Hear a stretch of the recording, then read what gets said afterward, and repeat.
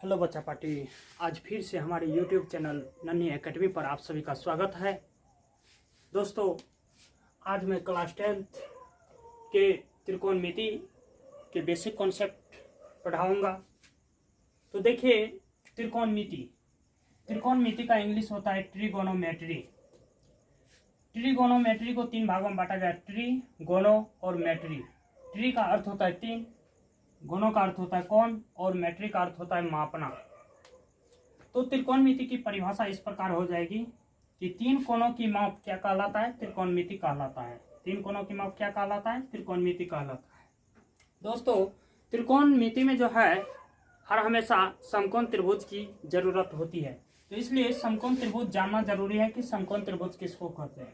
तो समकोण त्रिभुज की परिभाषा होगी वह त्रिभुज जिसका एक कोण कितना डिग्री होना चाहिए? 90 डिग्री। वह त्रिभुज जिसका एक कोण 90 डिग्री हो उसे समकोण त्रिभुज कहते हैं।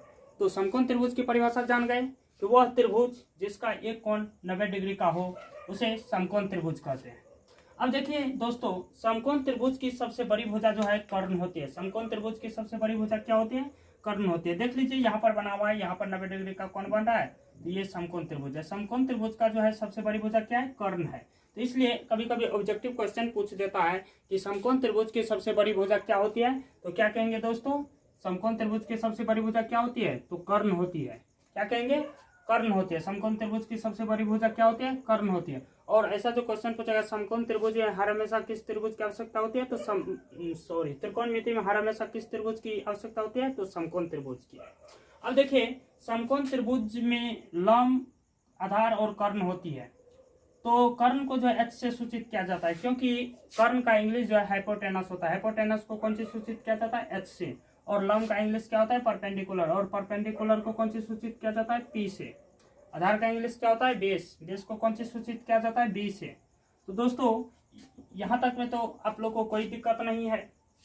तो एक बात याद रखना, समकोण त्रिभुज में सबसे बड़ी भुजा कौन होती है?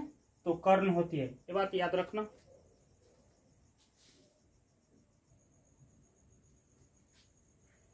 तो देखिए दोस्तों, अब जो है हम इसके कुछ पाइथागोरस प्रमेय के अनुसार सूत्र दिया गया है, उसको देख लेते हैं।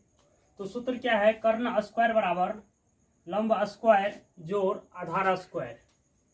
कर्ण स्क्वायर बराबर क्या होता है? लंब स्क्वायर जोड़ आधार स्क्वायर। उसी को संक्षेप में लिख सकते हैं एच स्क्वायर बराबर P square plus B square, या ऐसे भी लिख सकते हैं कर्ण बराबर रूट अंडर लंब स्क्वायर जोड़ आधार स्क्वायर। उसी को शॉर्ट रूप में ऐसे लिख सकते हैं। दूसरा है लंब स्क्वायर बराबर कर्ण स्क्वायर माइनस आधार स्क्वायर। उसी को संक्षेप में लिख सकते हैं पी स्क्वायर बराबर H square minus B square, या लंब बराबर रूट अंडर कर्ण स्क्वायर माइनस आधार स्क्वायर। उसी को संक्षेप में लिख सकते हैं पी बराबर H root under H square minus B square. तो देखिए दोस्तों, ये तो था लंब बराबर।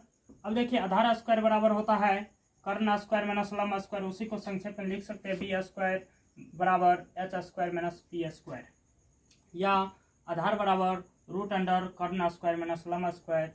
इसी को संक्षेप में लिख सकते हैं बी बराबर root under H square minus P square. तो ये था पाइथागोरस प्रमेय के अनुसार सूत्र जो दिया गया था, उस सूत्र के वही सूत्र था। अब देखिए, त्रिकोणमितीय अनुपात। त्रिकोणमिति में जो है रेशियो होता है त्रिकोणमितीय अनुपात, जिसका इंग्लिश होता है ट्रिगोनोमेट्रिकल रेशियो। तो त्रिकोणमितीय अनुपात क्या है? कोई पूछ सकता है कि त्रिकोणमितीय अनुपात क्या है, तो उसको कहेंगे कोण और भुजा के संबंध के अनुपात को त्रिकोणमितीय अनुपात कहते हैं।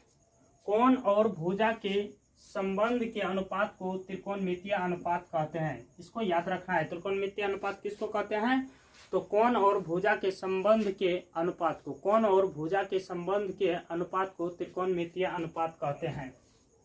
और इस अनुपात का खोज जो है सर्वप्रथम किसने किया? यूनानी गणितज्ञ हिपार्कस। यूनानी गणितज्ञ हिपार्कस ने सर्वप्रथम इस अनुपात की खोज किया।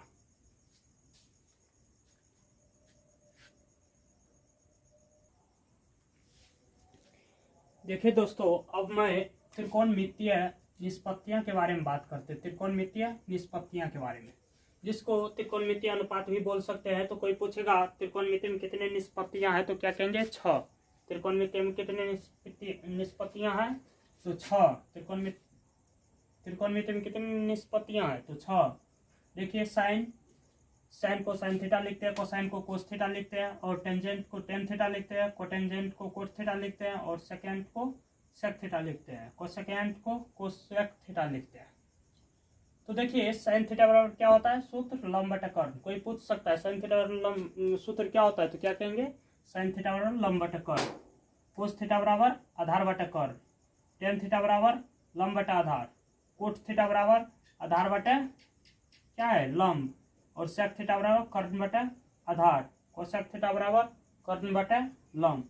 ये सब सूत्र को याद कर लेना ताकि आगे सवाल बनाने में कोई प्रॉब्लम ना हो। अब देखिए दोस्तों, कुछ कोण का नाम दिए हैं, इसको याद रखना है। थीटा कैसे लिखते हैं, संकेत दिए हैं। अल्फा कैसे लिखते हैं, बीटा कैसे लिखते हैं, फाई कैसे लिखते हैं, साई कैसे लिखते हैं, डेल्टा कैसे लिखते हैं, और लैम्डा कैसे, और गामा कैसे। तो ये सब का संकेत है, तो इसको याद रखना है। ऐसे रहेगा कहीं पर चिन्ह तो उसको थीटा बोलेंगे। जैसे कि हम यहाँ पर बोले थे साइन थीटा, यही चिन्ह है यहाँ पर, तो साइन थीटा। कहीं पर कोई दे सकता है साइन अल्फा, तो ये सब चिन्ह को याद रखना। और होता है तो हम इतना ही दिए, इसी से काम चल जाएगा इस चैप्टर में। तो इसको खास करके याद रखना। साइन थीटा बराबर लंब बटा कर्ण, कोस थीटा बराबर आधार बटा कर्ण, टेन थीटा बराबर लंब बटा आधार।